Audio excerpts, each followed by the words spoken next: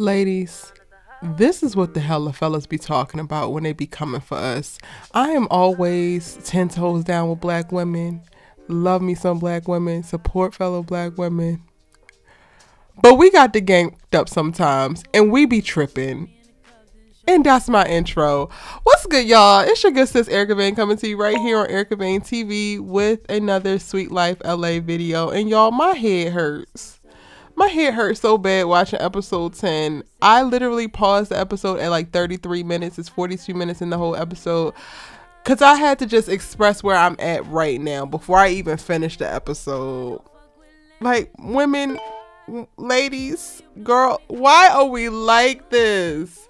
Why in the hell are we like this? Watching PETIRI pop up to make this grand gesture, show Brie that he wants to give this a try, and then watching Amanda and Tylynn basically gas her up to reject him and trivialize his grand gesture, his attempt, as nothing but performative, nothing but looking to get clout. And I'm like, this is a prime example how you can literally create and spin a narrative from anything. Because yes, those things do happen, but I don't ever believe that that was PETIRI's intentions. And they took something that was so sweet, so amazing. Like when we saw the little feet moving into the scene, and I was like, is that PETIRI? I literally started to squeal and get excited for Briana as if she was like my real life homegirl. And to watch in a matter of like minutes her tell him that she got a process, which ultimately means she just got a powwow with these girls, who both which I thought would have been giving her more sage advice than this. Like, I don't know if the editing cut out the full conversation, but watching Brie sop them up like a biscuit and them basically downplay all that PETIRI is doing, I am like disgusted kinda. And I know that that's very dramatic, but I am bewilderment. Like, why are we like this? And I say we because while I'm not in this space now, and I think that I am a little bit more self-aware and cognitive in certain situations, I have done this stupid shit. I have done it.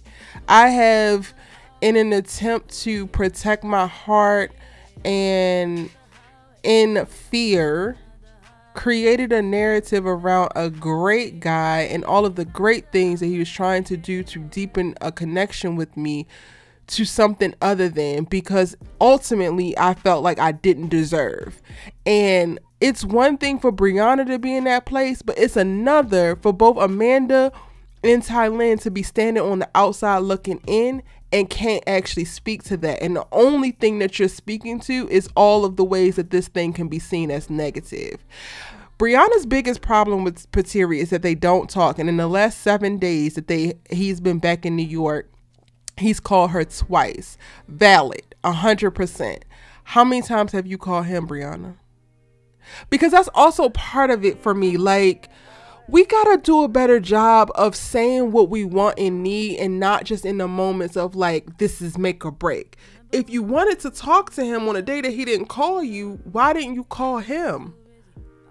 I'm all for men protecting us, pursuing us, loving us how we should be loved, but I'm also for us meeting them where they are at and understanding that this is a partnership. And I'm hearing a lot, and I hear Brie, like, I'm not invalidating any of her feelings around this.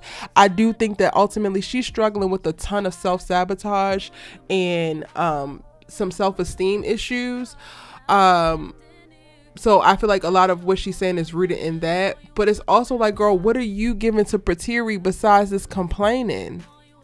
Because we have yet to see it. Like, are you making phone calls and he's missing them? Because that's not what you're saying.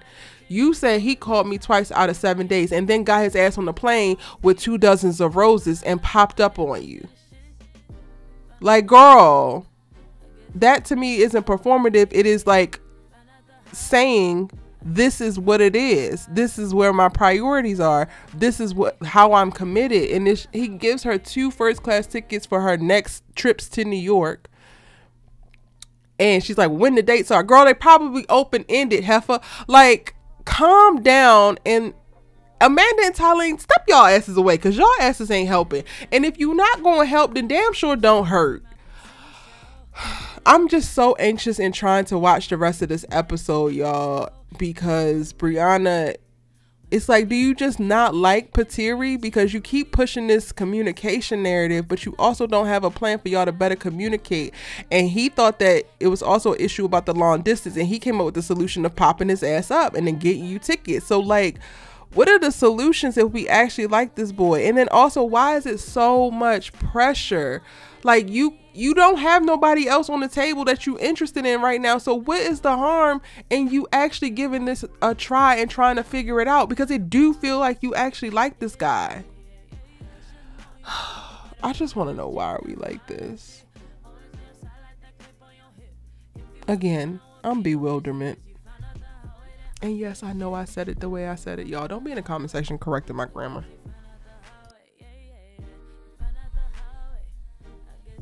Y'all, I just pressed play to finish the episode and it gets worse.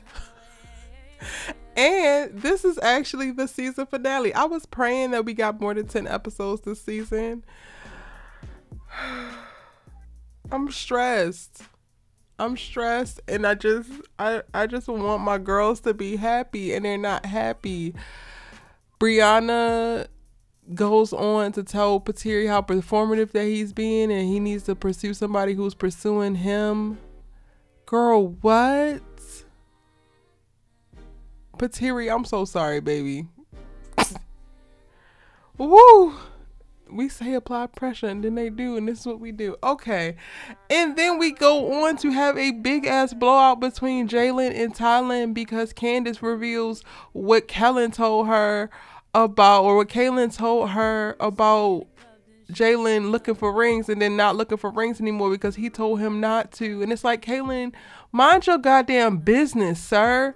And yes, you are projecting, and I'm glad Candiss did say something, but it really just went from 0 to 100 so damn quickly. And Jaylenn talking about, you don't realize that you do force me to do things because it's things that I'm not okay with, that I have to be okay with, and the compromise. It's like, from your dialogue in therapy until now, it's given you don't feel like you should have to compromise at all, which is given very much so patriarchy. It's given very much so misogyny. It's given very much so it's because I'm a man and I want something the way that I want it, so I should be able to have it. But because I'm in this relationship with you and I don't want you to leave me, I compromise, but I really don't actually want to see your point of view. I don't want to empathize. I don't want to adjust. I don't want to have give and take. I just want to take. And I hate that for you, Jaylenn. Like, Jaylenn has literally had the greatest fall in reference to character development over the course of this season, because I came into the season regarding him with the utmost respect and like, just like, yo, this is a really, really solid dude. And we're leaving this season and I'm looking at him like, Tylynn, girl, there might be something better out there for you, because I don't know if this is it.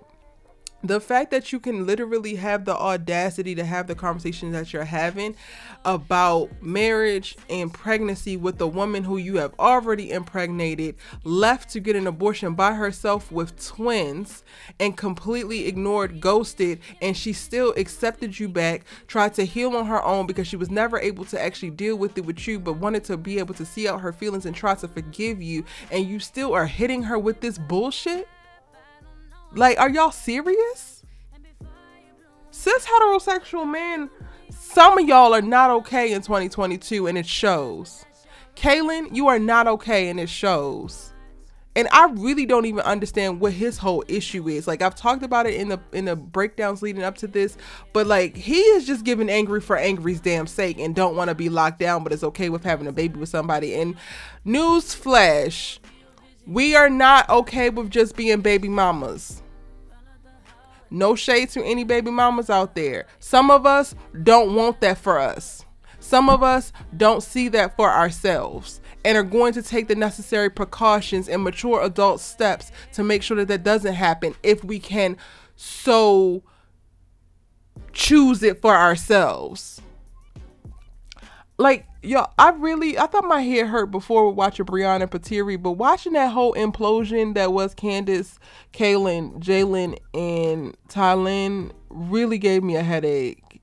And it's all like a bunch of miscommunication, a little bit of misogyny, a little bit of patriarchy, and just lack of fucking empathy. Like the place that some men go to when put in situations of tension really is very, very telling to me, and it disgusts me, honestly. Going back to PETIRI and Briana real quick, like as she's communicating what she's communicating, I commend him because he's one of the guys who even in the face of being rejected and being dismissed in the way that he was, doesn't go to a place of like taking digs at Briana or throwing unnecessary shade or belittling her. Like he literally leads with his emotion, and it broke my heart when he was like, you really think I'm gonna play with my feelings and yours like that? Like you think my feelings are fake?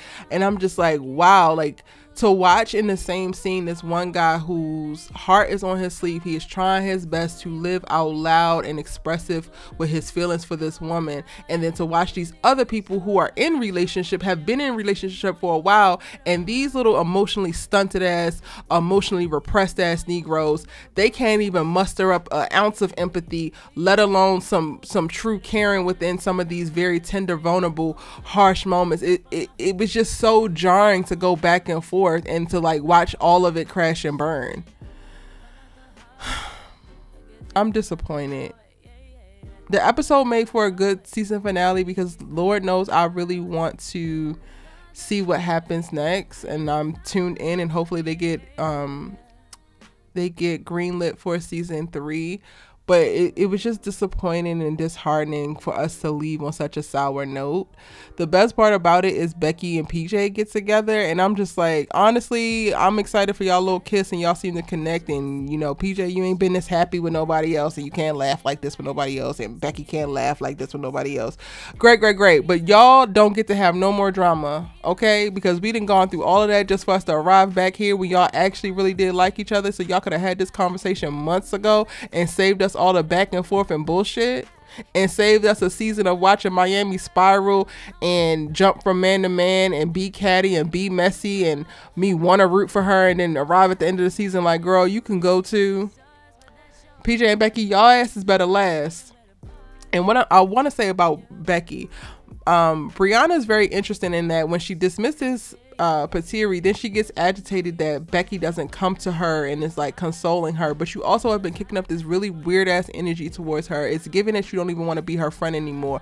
So now that she hasn't dropped what she was doing and stopped focusing on herself and what she actually wants in this moment to come and center you, now it's a problem.